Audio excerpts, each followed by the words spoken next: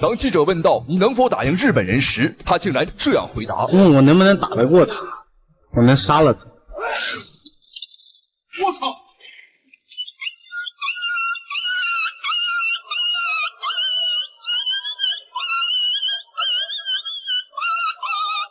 哎呀，這是什麼造型啊？他叫朱康杰，是來自中國安徽的一名人狠話不多的拳壇新秀。他天生個性張揚，桀驁不馴，在他的字典裡只有幹架，沒有廢話。最快的一次僅用30秒便 KO 對手，人送外號拳壇轟炸機。而這一場比賽，他的對手是號稱全日本最能打的武僧安藤打野。他最大的優勢就是頭很鐵，但最大的缺點就是頭實在是太鐵了，即便被打死，他也堅決不認輸。好，觀眾朋友們，一場中日大戰，想一想就覺得很刺激。好，我们注意看啊，非常好辨認，光头选手便是来自于日本的和尚啊，他是一個武僧安藤打野。你不好好去打野啊，你打什麼拳呢？而他的對手來自我們中國安徽的猛將啊，朱康杰，人送外號拳壇轟炸機。朱康杰的性格很耿直啊，賽前記者採訪他的時候，打日本人你有幾成把握？你有沒有什麼心理準備？而朱康杰表示，你問我能不能打贏他，開什麼玩笑，我能打死他。小伙實在是太耿直了。好，前擺打慌了，日本選手安藤打野。不過對方的恢復能力也很快啊。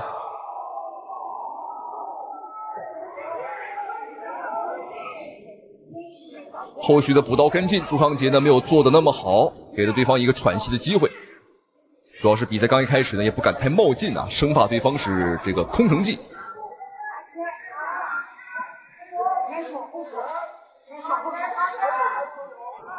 其實呢，很多我們中國的運動員啊，對日本人啊有偏見、有想法是很正常的。不過，在公開場合敢說出來，朱康杰是我見過的頭一個。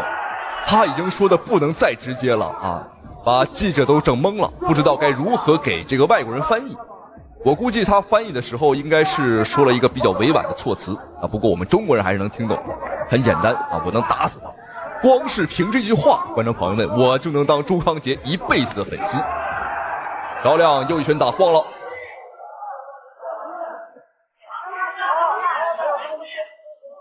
朱康杰的單拳質量很高，不過後續的補刀能力差了一些。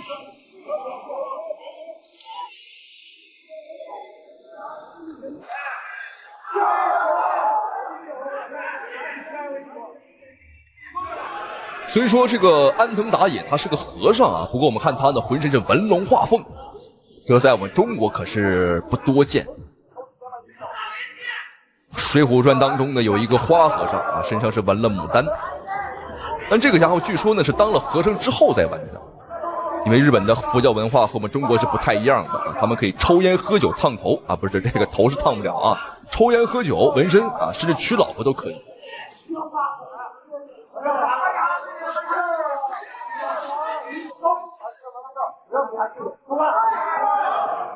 剛剛是一個上部的頂膝假動作，接了一個後手的轉身邊拳。對方的進攻手段還是很多樣化的啊，不過頻次有點低啊。你看朱康杰一拳又一拳的，一波又一波，在第一回合已經打出了不錯的優勢，最起碼我們氣勢上已經打出來了。漂亮，後手假動作，再一根前手。你看朱康杰看起來很憨厚很老實啊，很像一種這個往死裡幹的選手，但拳商還是很高的。其實觀眾朋友們，能打拳擊比賽的人呢，沒有一個是笨蛋啊，都很聰明。因為在比賽擂台呢，你需要閱讀比賽，閱讀對手啊，還需要這個臨時啊做出一些決策和戰術。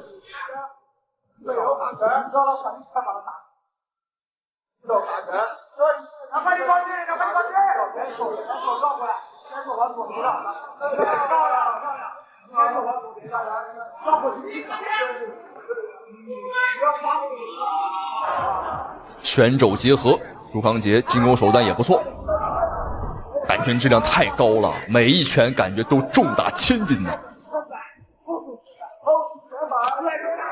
好漂亮，打晃了，朱康杰壓上去，安藤大爺選擇了抱摔，想要緩解一番，不過朱康杰連續的補刀，抓住機會，再補刀。連續的砸擊，連續的砸擊，最後的10秒鐘不到，馬上第一回合結束了。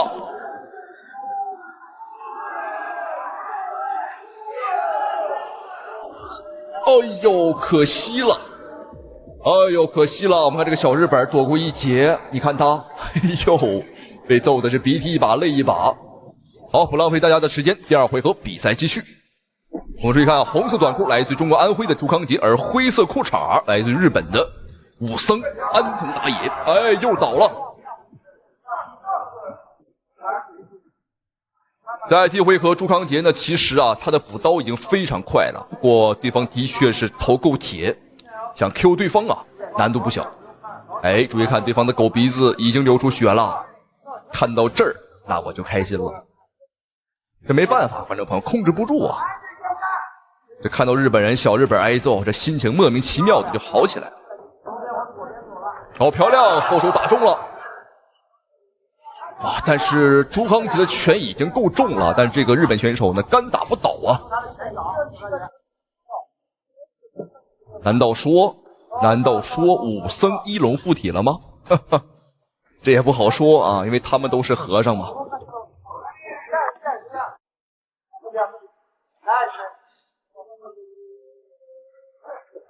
搞後手，哇！這一拳徹底打翻了朱康杰，這是一個好機會。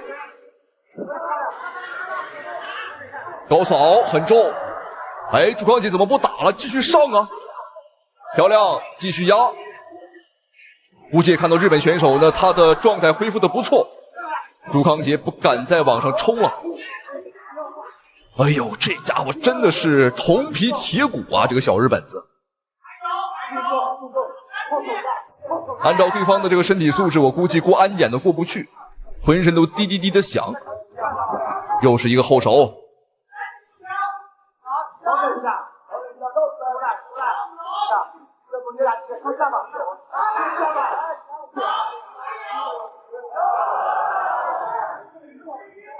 其實這種情況下，最好的就是不要再打頭了啊，考慮打對方的肚子、腹部，或者說踢腿。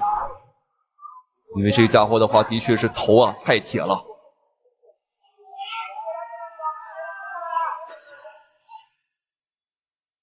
而且我們注意看，比賽隨着他挨揍的時間變多，反倒讓這個小日本形成了反壓之勢。哎，技術有效果了。朱康杰，他不知道對方是裝的，還是說呢這個是真被打疼了。因為剛剛這個姿勢啊太浮誇了。如果貿然的壓上去，有可能對方啊會把我們拖到地面。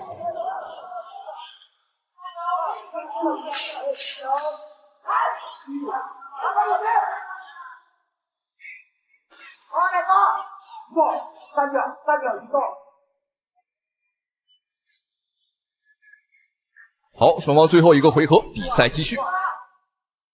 紅方選手朱康杰，而藍方選手日本的武僧安藤打野。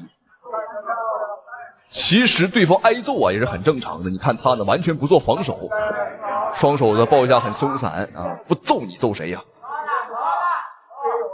不過要小心啊，因為這個日本選手呢，他以往的比賽啊經常出現反殺的情況，前面挨揍，讓對方掉以輕心之後啊再進行反殺，他已經不止一次這麼幹過。還是要多打一打肚子啊，因為第一回合打頭啊沒什麼效果。漂亮，又是擊服，效果很明顯的朱康杰不敢壓上去啊，因為柔術水平的話對方更高，我們也不願意冒這個風險。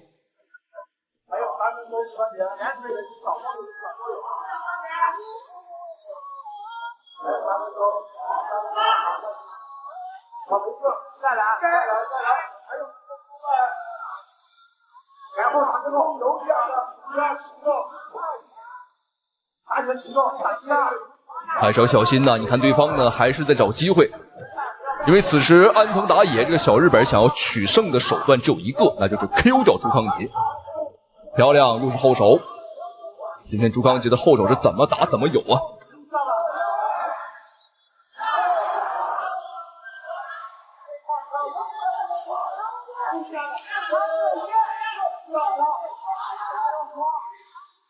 最後20秒。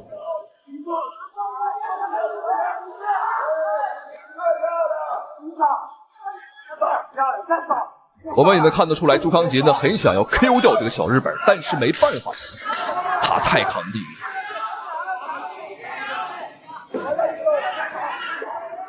哇，漂亮！最后时间，大力的捧摔，比赛结束。好，比赛虽然说很精彩，但朱康杰呢有点可惜啊，没能够 KO 掉对手。好，最终比赛結果一致判定，3位裁判給到了朱康杰。好，讓我們恭喜朱康杰，同時非常感謝屏幕前您的收看與支持。好了，觀眾朋友們，咱們下期視頻再見。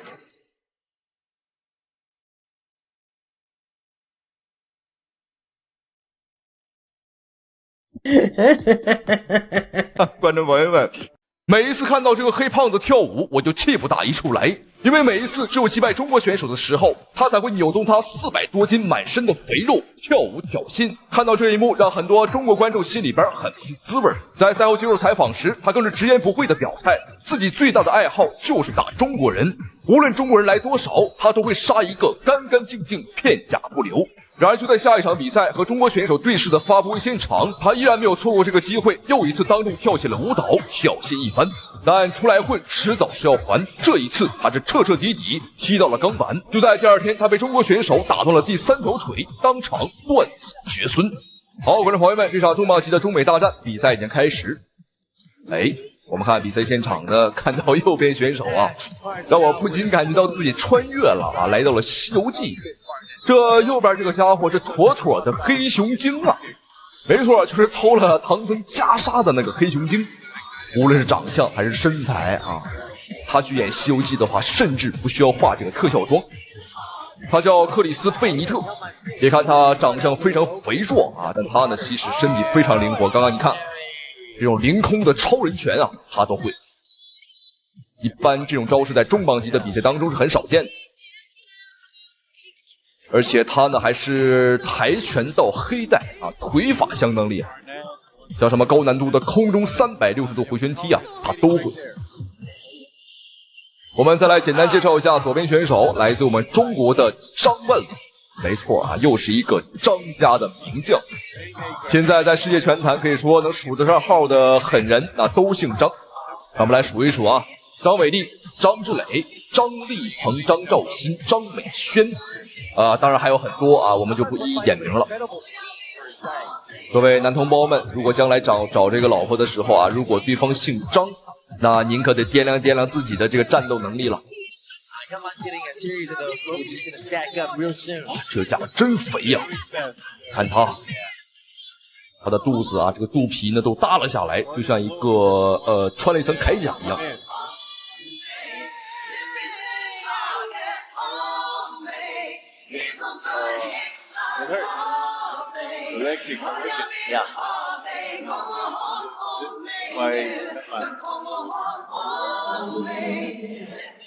看這個架勢，兩個人似乎是想在戰力上來解決今天的問題啊。比賽是綜合格鬥規則，但是都沒有想要打纏鬥啊，或者說呢進入到地面的意思。但當然啊，回顧以往雙方的戰績啊，我們剛剛也說了，這個克里斯貝尼特這個黑熊精啊，他擅長跆拳道。而我們的張萬里，他是練習散打出身的，也是一個比較擅長戰力風格的人。Another one. Halfway through the first round, 2 minutes and 30 seconds left. Look right there. The clinch doesn't work. Hyun Man Myung said in the interview that he's an MMA fighter. 畢竟是重磅級的比賽，所以說都很小心。因為他們兩個的拳啊和腿都具備一擊必殺的能力。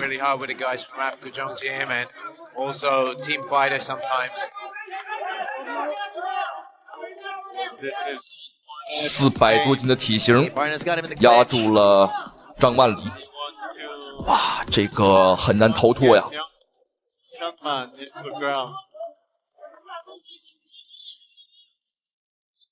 張萬里呢，從散打轉戰到這個 MMA 啊，也就是綜合格鬥，時間並不是很長啊，應該是還不到1年。不過，我們看他的防摔做得還不錯。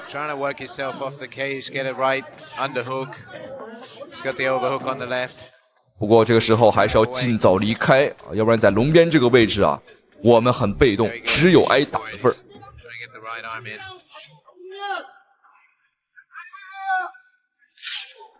可以說每一次我看到这个大黑胖子啊，这个大黑球，我就气不打一处来。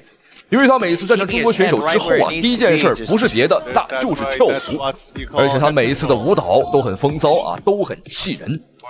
這擺明了就是欺負我們中國的重磅級拳壇啊，人少，但是我們有一說一啊，的確是不多。沒辦法，這是身形上的一個種族問題了。我們中國選手一般來講呢，在這個輕量級別和小級別比較厲害。哎，這邊張萬里拿到了反身壓制對方的一個好機會，連續的頂膝，不過效果不太明顯啊，因為對方肚子太肥了啊，頂上去也沒什麼感覺。哎呦，什麼情況啊？這一下啊，這怎麼瞬間就倒了呢？我們看這個黑熊精，難道說他要這個打回原形嗎？四腳着地，小心點兒啊！下一秒可能他渾身的就長出毛了。好，我們看一下，哦呦，這一下應該是好，換個角度再看一遍。哇，這一下看着都疼啊！沒有想到張萬里還是一個反恐專家啊！剛剛的話完成了一項很完美的拆彈式。完了，這下真的完了，恐怕以後這個小熊精啊，恐怕是很難再有了。你看他呢，一臉的後悔。他現在是有老婆沒孩子啊，看情況將來有孩子是困難了。但是我估計啊，這一下他老婆啊，離這個離婚呢也不遠了。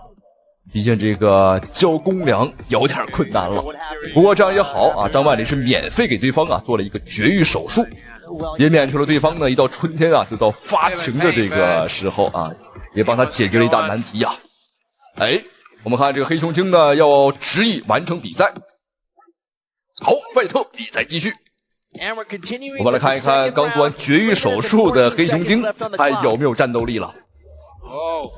哇，比賽結束啊，黑熊精倒了，現場的美女也懵了，因為這一刻我們期待了太久。哦，完了，這下連站都站不穩了。好，非常的精彩，非常的給力，不僅幫對方啊做了絕育，還一拳打碎了對方的下巴。一場比賽幫對方做了2個手術，讓我們恭喜張萬里，非常的給力。同時，感謝屏幕前您的收看與支持，咱們下期視頻再見。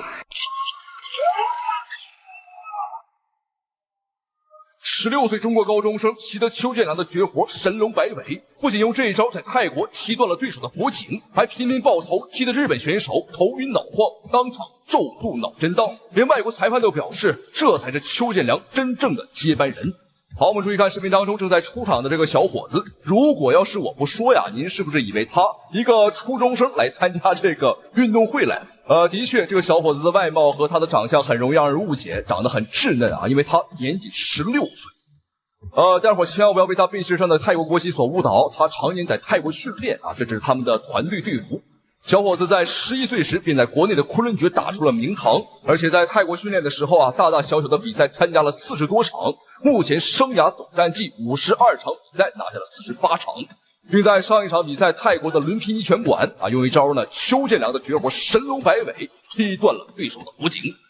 因為好帥的偶像就是邱建良，所以說這個神龍擺尾也是他最拿手的好戲。哎，這邊這一看就很老了啊，這一看就是個老幫菜。好，這個老幫菜的話是來自日本的選手啊，他呢32歲。朋友們，你說他有多不要臉吧？聽說好帥才16歲，他第一個蹦了出來啊，因為在前不久他遭遇了2連敗了，如果再輸的話，那可就是3連敗了。所以說他認為打好帥這個16歲的小孩是最穩妥的方式來打破自己的連敗。我們看他這個時候還在祈禱呢啊，雙手合十。但是你沒有實力，再怎麼祈禱那都是沒用的。你被原子彈炸死的爺爺在上天呢也不會保佑你。好，這邊就讓我們廢話少說，雙方的比賽馬上開始。大家不要認錯啊，黑色短褲是好帥，而藍色褲衩日本的鶴大將至。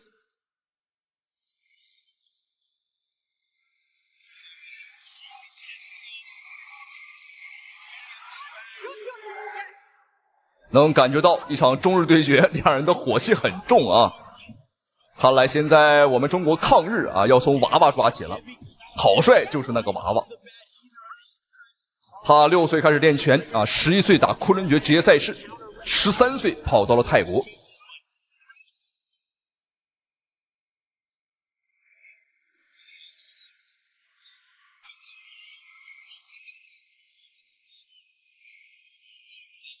我们看在內衛戰上，郝帥明顯不佔優勢，想推開，但是日本選手呢非常的雞賊，哇，這個家伙是死死的摟住了郝帥的脖子。在內衛纏鬥上的確是日本選手更佔據經驗，畢竟他32歲了啊，經驗很豐富。郝帥想推開，但對方呢，哎，終於撒手了，打法非常的惡心啊！你看又來了。他又是摟住了郝帥的腦袋啊，用自己的膝擊。郝帥的這個膝法的確是有待加強啊。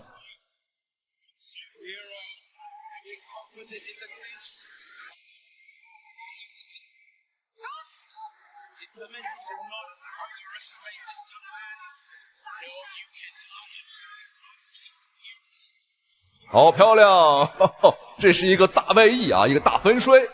因為郝帥最開始呢是練習的散打，包括像這個自由搏擊都打過，這種摔法他是比較擅長的。雖說不加分吧，但是很好的挫架對方的銳氣。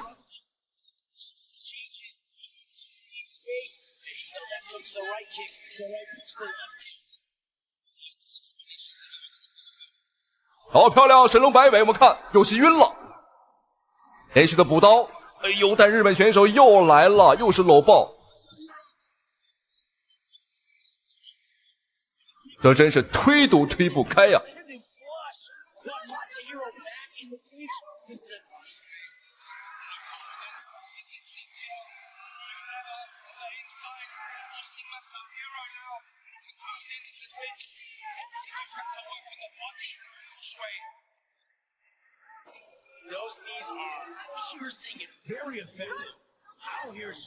好，這邊第一回合比賽結束。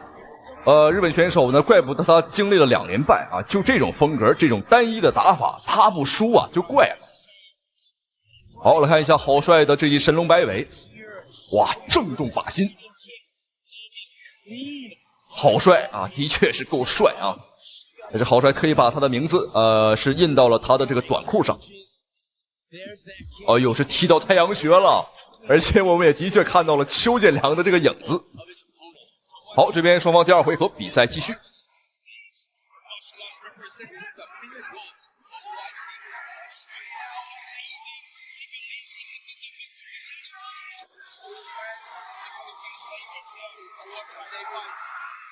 郝帥打得很硬啊，無論是抗擊打能力還是他的這個態度都很硬。而日本選手這一邊呢，還是老樣子，不是摟脖子就是摟腰啊。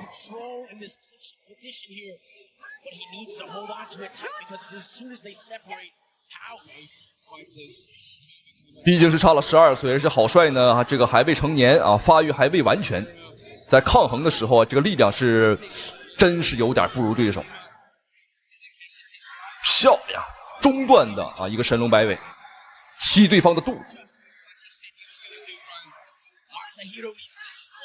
哇，這個爆桿拳，哇，看着都疼啊！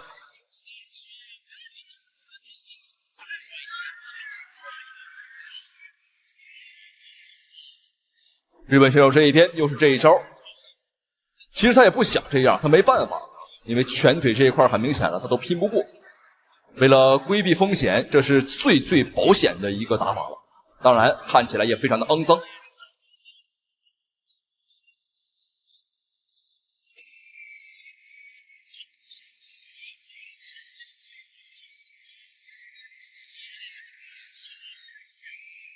哎，我才注意到現場的裁判貌似並不是男裁判啊，這種情況很少見，是一個短髮的女裁判。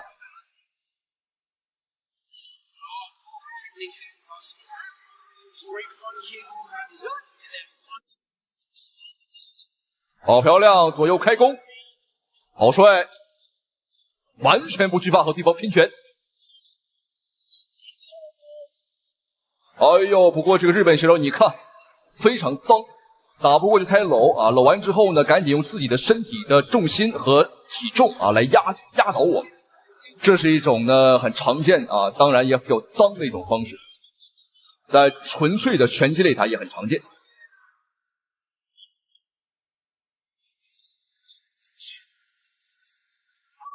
第2回合最後的10秒鐘，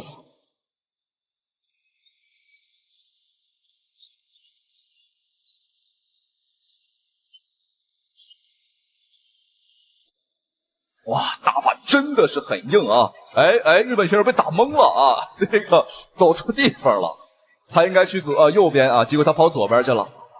好，我们一起来看一下双方的精彩回放，看一下郝帅的拳法。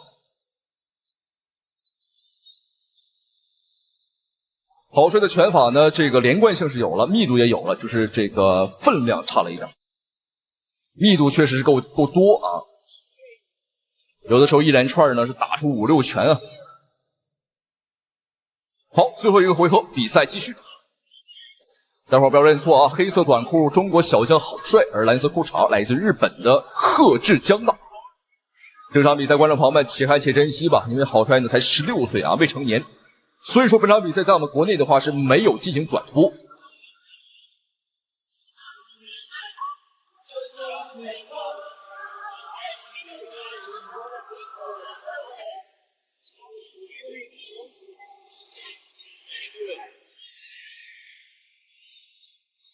哦，劈掛腿，這是三大里的招式。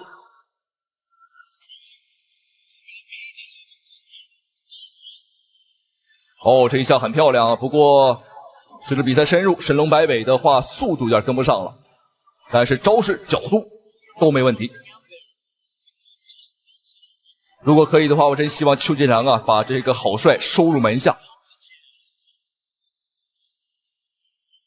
這位天才少年，我相信經過名師指點之後啊，估計前途不可限量。第三回合最後的1分半時間，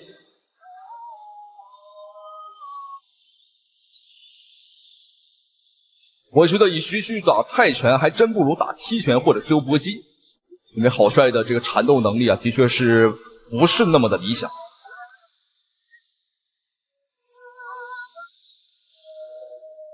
他身上的話有很多啊散打的影子，你看這種高角度的側踹，這個外國人是都不會的，尤其小日本最不會了，因為小日本腿短，這種招式不適合他們，他們比較適合這種頂膝。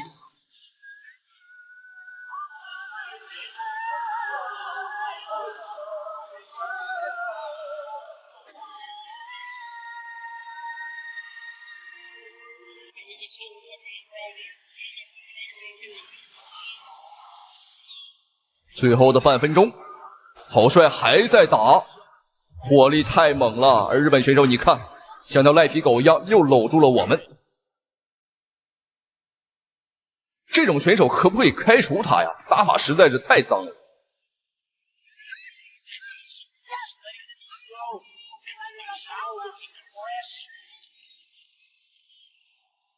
最後10秒鐘。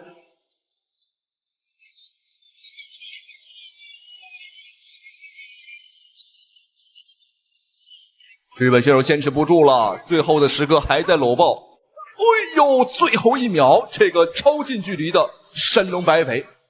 好，比賽結束了，相信比分上沒有什麼懸念。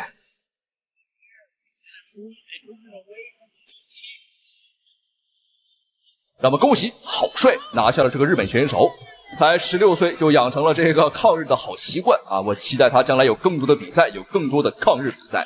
老年痴呆回旋踢，踢完倆人都懵逼，力道剛剛好，懵逼不傷腦。這個一臉自信的男人，這是格鬥界最囂張的狂人——毒液邁克爾佩奇。論囂張程度，他說自己是第2，絕對沒有人敢說自己是第1。每次看他的比賽，都能把人氣得牙根直癢癢。雖然說他很囂張，但同時他也很有實力。詭異的出招和妖嬈的舞姿，讓人既看不慣，卻又防不住。而且他的比賽向來都是一擊必殺，從來不補拳。對手不是被他飛膝撞碎頭骨，就是被他高掃踢斷鼻梁。今天就為你帶來邁克爾佩奇的3場經典之戰，尤其是最後一場比賽，全世界的格鬥迷看完之後啊，都會異口同聲地說出解氣2字。第一場比賽發生在2012年，由毒液邁克爾佩奇對戰迪什曼。此時的邁克爾佩奇剛步入職業拳壇，還並沒有多少人認識他。不過此時他的風格和特點已經逐步成型，也正是因為這一場比賽，讓他一戰成名。好，這邊雙方第一回合比賽開始。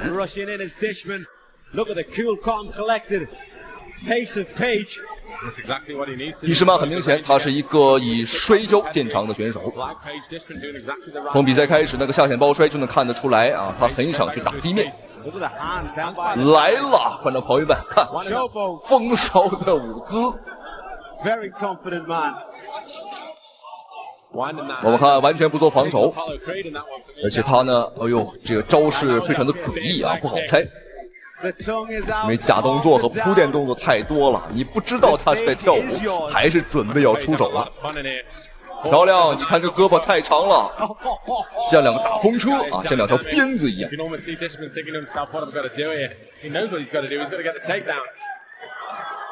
這完全是把對方呢玩弄於股掌之中。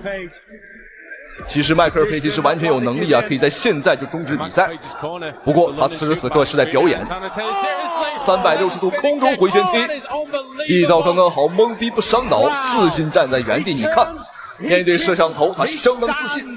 甚至不需要看對方一眼就知道比賽已經結束了。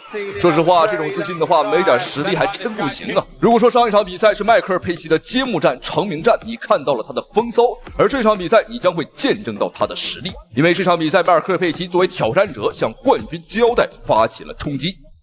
這邊雙方比賽正式開始，想必不用多說啊，反正最風騷的那一個就是佩奇，两人都是黑人啊。注意看，穿着黑色短褲的是佩奇，而穿着紅色短褲的便是這個級別的冠軍喬治。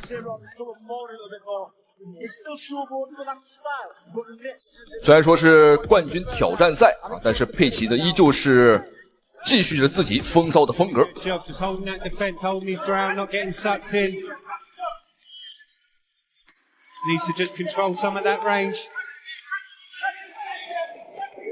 We didn't really touch it in the first round, but Jackson George showing a hell of a chin as well. Took some really big shots there, straight rights.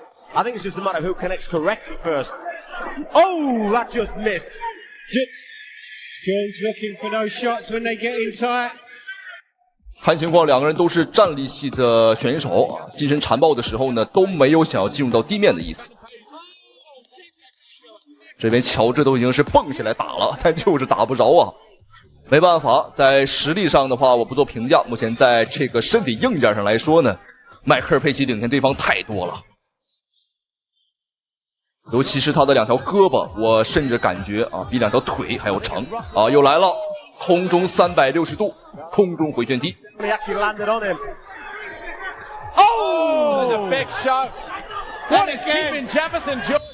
如果仔細觀察，佩奇非常喜歡推人啊，打完之後呢，沒有機會了。就把對方給推開，這是一個小細節。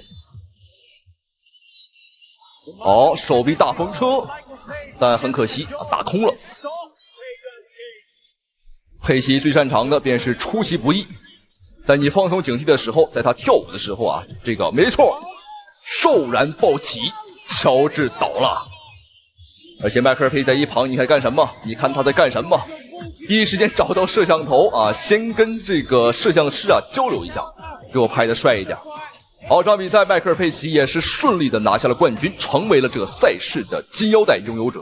然而在2019年，有着14戰全勝、11場終結的邁克爾·佩奇，終於碰到了真正的狠人，來自巴西的道格拉斯。也是這一戰，道格拉斯狠狠地將邁克爾·佩奇釘在了恥辱柱上。好，我們注意看這邊雙方比賽已經開始，紅方選手是道格拉斯，而藍方選手邁克爾·佩奇。好，沒有任何疑問啊，邁克爾·佩奇又是繼續了自己以往囂張啊且大膽的作戰風格。他的這種風格結合了空手道、跆拳道以及我們中國武術啊，劉家拳法。你沒聽錯啊，他練習過我們中國武術，還拜了一個師傅。感興趣的觀眾朋友可以搜索一下啊。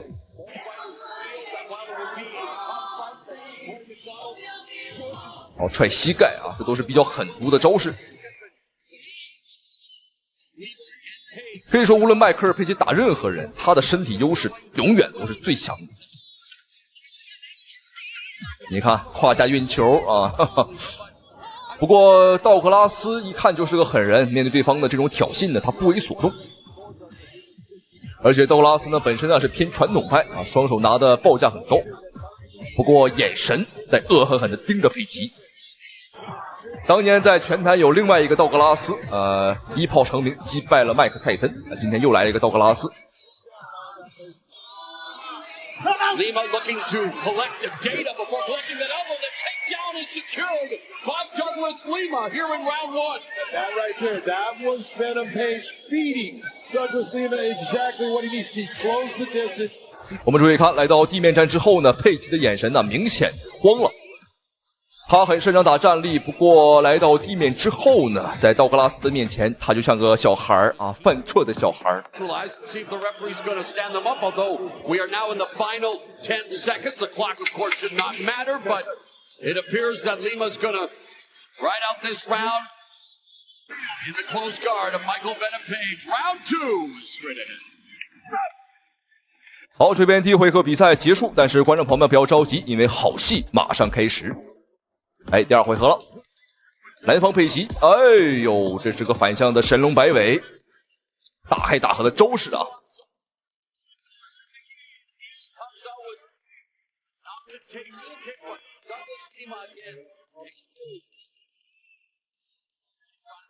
又是突射冷箭，道格拉斯明顯是有一點點暈了。佩奇仿佛也嗅到了這一點，剛剛的飛膝沒有中。Page needs to take advantage right now. Douglas he's not quite at 100%. 哦，踢倒了，上勾拳補上，再補兩拳，邁克爾佩奇倒了。我們看道格拉斯獲勝之後的話是面無表情，不愧是巴西第一狠人，哇，完全沒有表情，並沒有說因為收拾了邁克爾佩奇之後呢感到開心呢。仿佛這一切他都認為是應該的，這是最恐怖的，冷靜的可怕，像一個殺手。現場所有的觀眾無一不振臂高呼，都在慶祝這一刻。